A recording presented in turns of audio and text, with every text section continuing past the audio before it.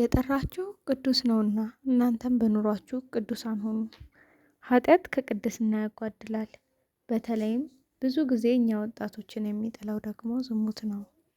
ስለዚህም ቅዱስ ጳውሎስ ደጋግሞ ከዝሙት እንድንሸሽ ይመክረናል።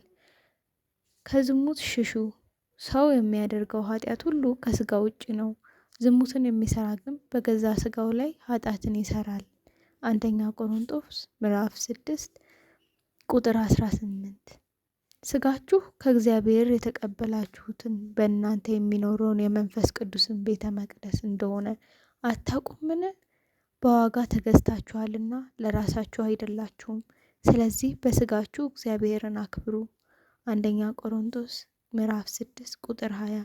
ቅዱስ ጳውሎስ እንዲህ ካለን ዘንዳ አሁን ባለንበት በዘመናችን እንዴት ከዝሙት ራሳችንን እንጠብቅ?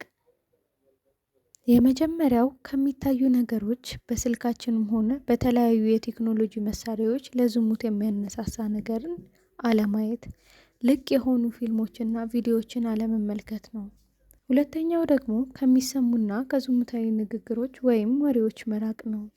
ሶስተኛው ደግሞ ከመጠን በላይ ከመመገብና ከመጠን በላይ እረፍት ከማድረግ መቆጠብ ናቸው።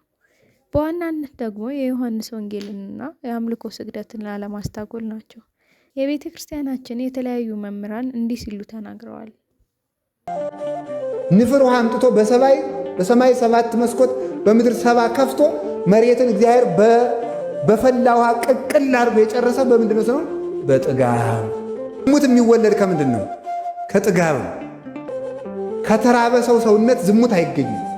ዝሙት የሚገኘው አርፎ ከሚበላ ከሚጠጣ ሰውነት ነው። እየበላ ከማይሰድ ከማይጾም ያለመጠን ከሚበላ ከእንዲህ ያለ ሰው ዝሙት ይሰለጥንበታል። እንጨት በጨመርን ቁጥር እሳቱ እንደሚጨምረው መብል ስንጨምር ዝሙት ይጨምራል ማለት ነው። የኖህ ዘመን ሰዎች የክፋታቸው መነሻ ጥጋብ ነው። አብዝተው መብል በሉ። ሲበሉ አንድ ሴት አልበቃቸው አለ። ለሴቶቹ አንድ ወንድ አልበቃቸው አለ። ሴቶቹ 7 ወንድ አንዲት ሴት በቅዱስ መጽሐፍ እንደተጻፈ መሬት አፍ አውጥታ እስከምትከስ ድረስ ከወንድና ከሴት ጋር ብቻ ሳይሆን ከመሬት ጋር ዝሙት እስከሚፈጽሙ ድረስ እንደ ባዝራ እንደ ፈረስ ልጅ እናቱን እናት ልጇን ዝምድና እስኪፈርስ ድረስ ያደረሳቸው ዝሙት የሚጠፋው በምንድን ነው? መብልን በመቀነስ ነው። ይህንን የሚናገረው። ስለዚህ የዝሙት መነሻው ጥጋብ ነው። ጥጋበኛ ሰው ከዝሙት መዳን አይችልም። ዓለምም የሚጠፋው በዝሙት ነው።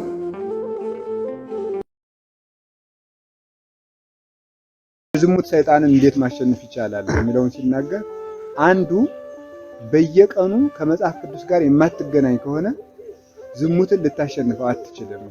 በየቀኑ ሌሎች መፍትሄዎች አሉት። እሱን በሌላ ጊዜ እንማማራቸዋለን። የዝሙት ሰይጣን እንዴት ይሸነፋል የቁጣ እያሉ ሊቃውንቱ አዲሳቸው አይደለም፣ በአረጋዊ መንፈሳዊም የተጻፈ ነው።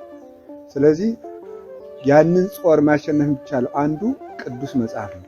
ወእግዚአብሔር ይነግሮሙ ለሕዝቡ በመጽሐፍ፣ እግዚአብሔር ለሕዝቡ በመጽሐፍ ይናገራቸዋል ብሎ ቅዱስ ዳዊት እንደተናገረ መጻሕፍት ሲነበቡ ሲተረጎሙ የሚናገር ሕያው እግዚአብሔር ነው። ስለዚህ መጽሐፍ ስንመለከትና ትምህርት ስንማር እግዚአብሔርን የምንሰማበት አንዱ መንገድ ነው።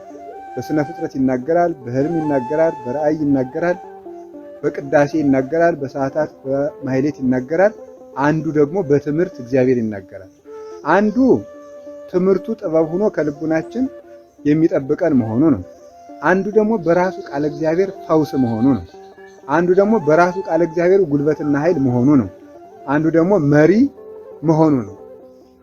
ኖን ማይቶት ለግሬ ሕግከ ብርሃን ለፍኖቴ፣ ሕግህ ለግሬ መብራት ለመንገዴ ብርሃን ነው እንዳለ የእግዚአብሔር ሕግ ተመልከቱ። ሶባኮ ተመልከቱ ሕግከ ትምህርቴ ውእቱ ተካትኒም ተሃጎልኩ ይላል ቅዱስ ዳዊት።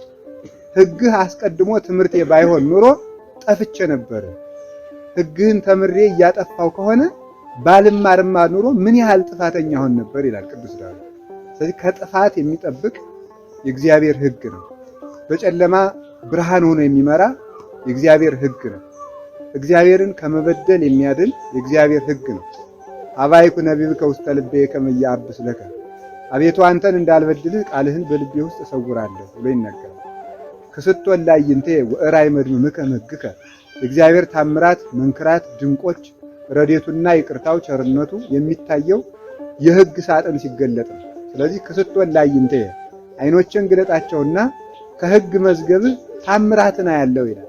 ቅዱሳት እግዚአብሔር በቅዱሳት መጻሕፍት አማካኝነት ለሰዎች የሚገባቸውን ምስጢር ይነግራቸዋል። የዕለት ውሏቸውን እስከ ፍጻሜ የሚያከናውኑት የሕይወታቸውን ፍጻሜ ሁሉ ይነግራቸዋልና አይኖችን ግለጥ